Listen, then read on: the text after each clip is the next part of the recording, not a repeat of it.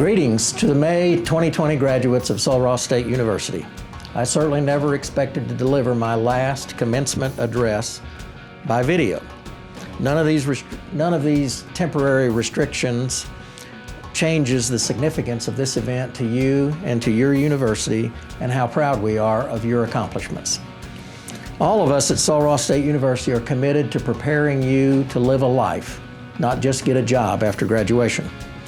Each of you are about to begin what some would refer to as your real life. That could be a new job or graduate school, or what you see as the pursuit of the rest of your life. I just wanted to make a comment or two about real life in these minutes together. Don't ever confuse the two, your life and your work. Remember, no one ever said on their deathbed, "I wish I'd spent more time at the office." It's unlikely that your dying wish will be, "Bring me my diplomas or my checkbook or my new car." Each of you graduates has only one thing that no one else in the world has. There are thousands of people out there that have the same degree you now have, and there are many people that will have the same job that you'll have once you start your new job.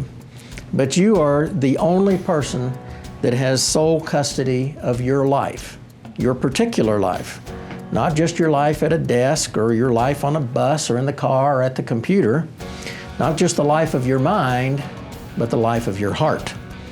And not just your bank account, but your soul. People don't talk about the soul very much anymore. It's so much easier to write a resume than it is to craft a spirit. But a resume is cold comfort on a winter night, when you're sad or broke or lonely, or when the x-ray has just come back and it does not look so good. Here's my resume. It's pretty simple. I'm a pretty good dad to 6 children and papi to my 2 grandchildren. I'm a good friend to my wife and a good friend to my friends, and they to me. You cannot be first rate at your work if your work is all you are. So I guess the best piece of advice I could give you is pretty simple. Get a life. A real life, not a manic pursuit of the next promotion, a bigger paycheck, or a bigger house. Turn off your cell phone. Keep still. Be present. Get a life in which you're not alone. Find people you love and who love you. And remember that love is not leisure. It's hard work. And remember that you're still a student. You're still learning every day how to be human. Send an email, write a letter, kiss a child or a friend, hug someone. Get a life in which you're generous too. Realize that life is glorious and that you have no business taking it for granted. Care so deeply about its goodness that you're willing to spread it around. And life is short. Remember that too. You know, I was reminded of life's mortality a number of years ago when both my dad and my brother passed away within 3 months of each other. I learned this from that experience. Knowledge of our own mortality is one of the gifts that God gives us. It's so easy to waste our lives. So easy for you to waste your life. Our days, our hours, our minutes. It's so easy to exist instead of live unless you know that there's a clock ticking. In our hustle and bustle, we often forget how wonderful life really is. Not in cosmic terms, but in small component parts, the raindrops, the flowers, the feeling of a child sitting in your lap, the way my wife looks at me. Life is made up of moments, and our goal should be to have as many of those moments as possible.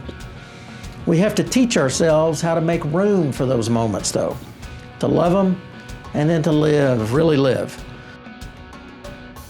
And learn to be happy. Remember, life is short, because if you do, you will live it with joy and passion as it ought to be lived. Any of us can learn all those things. Out there is the world. You just need to get a life, a real life, a full life.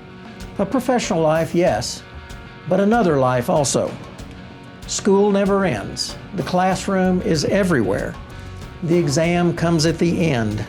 And as I stated earlier, no person ever said on their deathbed, "I wish I'd spent more time at the office."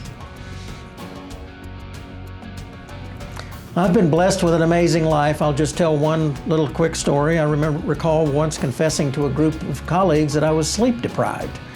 They wanted to know why, and I'd spent the night before walking and holding a 5-week-old foster baby that could not sleep. A child that came to our home at 2 days of age because her mother considered drugs a more important part of her life than her child. So my wife and I were losing a lot of sleep at that time. But you can always find time later to catch up on your sleep. There is only one chance for a newborn to know the love and security of someone walking and holding them late at night when they cannot sleep. And finally, I want to share my favorite story from a book by Anna Quindlen called A Short Guide to a Happy Life. She writes that she met one of her best teachers in her life on a boardwalk in Coney Island. It was December, and she was doing a story about how the homeless suffer in the winter months. She met this homeless man, and they sat on the edge of the wooden boardwalk, dangling their feet over the side, and he told her about his schedule. Panhandling the boulevard now that the summer crowds were gone, sleeping in a church when the temperatures dropped below freezing, and hiding from the police amid the tilt-a-wheel, the cyclone, and other seasonal rides. But he told her that most of the time he just stayed right there, on the boardwalk, facing the water just the way they were right then. Even when it got cold and he had to wear newspapers to stay warm. And she asked him why. Why didn't he check into one of the shelters that were available? He just stared out at the ocean and said, "Look at the view, young lady, look at the view." And so, Anna concludes, every day in some little way I try to do what he said. I try to look at the view, that's all. Words of wisdom from a man without a dime in his pocket, no place to go and nowhere to be. Look at the view. And when I do what he said, I am never disappointed. In closing, I want to share my favorite quote. It's a challenge in the words of John Wesley.